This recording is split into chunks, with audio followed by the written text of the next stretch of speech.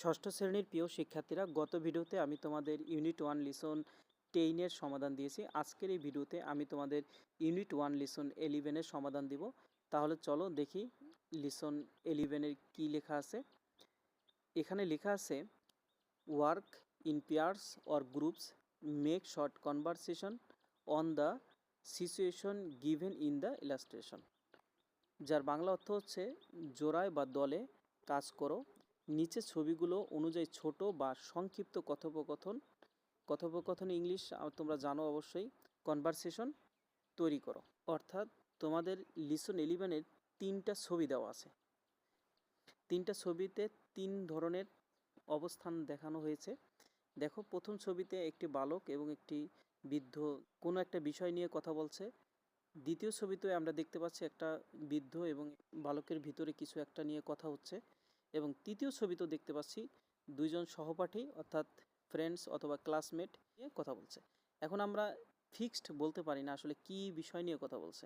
আমরা ইমাজিন করব, অর্থাৎ কল্পনা করে আমরা একটা কনভারসেশন তৈরি করব। ঠিক আছে? আচ্ছা, এখানে কিন্তু কোনো জায়গায় তোমাদের নির্ধারিত করে দেয় নেই যে এইটা নিয়েই কথা বলতে হবে।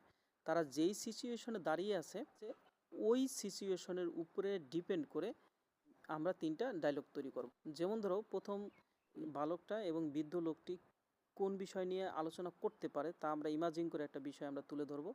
আর দ্বিতীয়টা দেখো, বৃদ্ধ লোকটার হাতে একটা কাগজ আছে, আমরা এই কাগজটা নিয়ে একটা ডায়লগ তৈরি করতে পারি, অর্থাৎ কনভারসেশন তৈরি করতে পারি।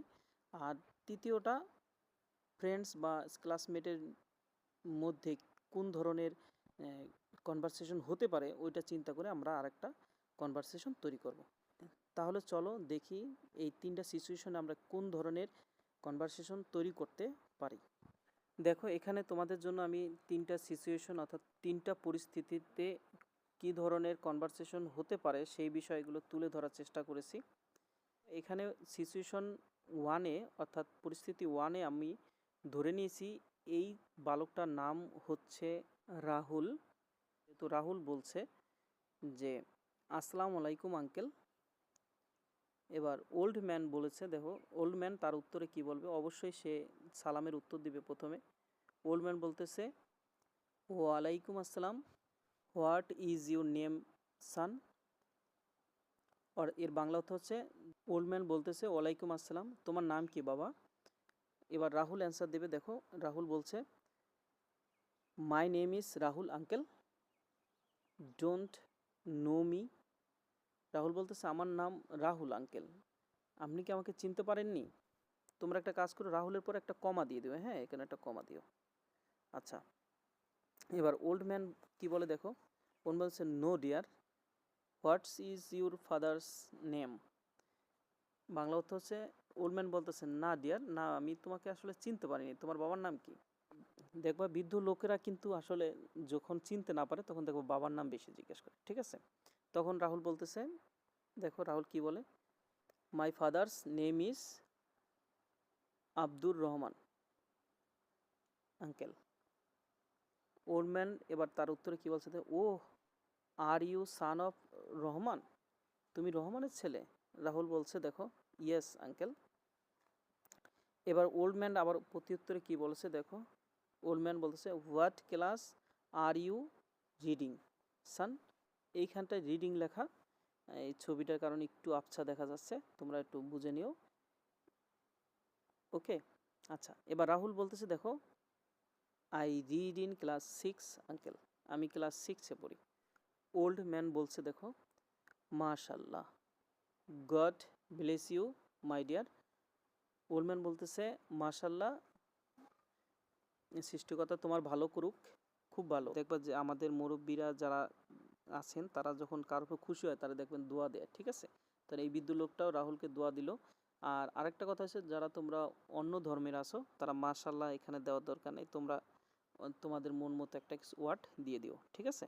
ওকে, এবার শেষমেশে রাহুল বলতেছে দেখো ওরা তো দোয়া দিল, তো রাহুল কি বলবো, অবশ্যই একটা ধন্যবাদ দেবে, থ্যাংক ইউ আঙ্কেল। আমরা কি শিখেছিলাম গত পর্বে, ইউনিট 1 লিসন 10-এ শিখছিলাম না যে বড়দের সাথে যখন কথা বলবো আমরা অবশ্যই কথা শেষে তাকে ধন্যবাদ জানাবো। ঠিক আছে? ওকে, আশা করি তোমরা বিষয়টা বুঝতে পারছো। এই সিচুয়েশনে এই বালকটা তার নিজের পরিচয় বিদ্যুকে দিচ্ছে, এই ওল্ড ম্যানকে দিচ্ছে। হ্যাঁ, ওকে, এবার আমরা সিচুয়েশন 2-এ চলে যাই।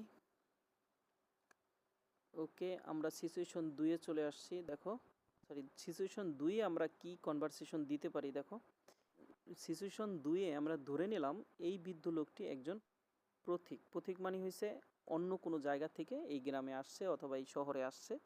এখন সে কোনো একটা ঠিকানা খুঁজছে। হ্যাঁ, আমরা ধরে নিলাম তার হাতে যেই কাগজটা আছে, কাগজটাতে একটা ঠিকানা আছে যেটা সে খুঁজছে। তখন এই বালকটার সাথে তার দেখা হয়েছে, সে এখন জানতে চাইবে যে এই ঠিকানাটা কোথায়। ঠিক আছে, তাহলে আমাদের কথোপকথন শুরু হলো জামাল থেকে। আমরা অবশ্যই কোনো সিনিয়র লোকের সাথে দেখা হলে তাকে আমরা আগে সালাম দেওয়ার অভ্যাসটা করব, তোমরাও করবা। ঠিক আছে, ওকে। দেখো জামাল কি করেছে, দেখো প্রথমেই বৃদ্ধ লোকটা যখন দেখতে পাইছে জামাল বলছে, দেখো আসসালামু আলাইকুম আঙ্কেল। এইবার ওই স্ট্রেঞ্জার মানে এই পথিক বলতেছে, দেখো ওয়ালাইকুম আসসালাম, wait son, can you help me.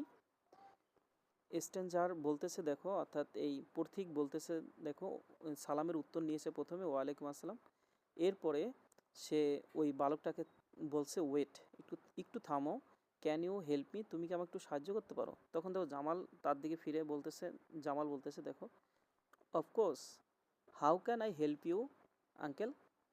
তখন জামাল বলতেছে যে অবশ্যই, আমি কিভাবে আপনাকে সাহায্য করতে পারি আঙ্কেল।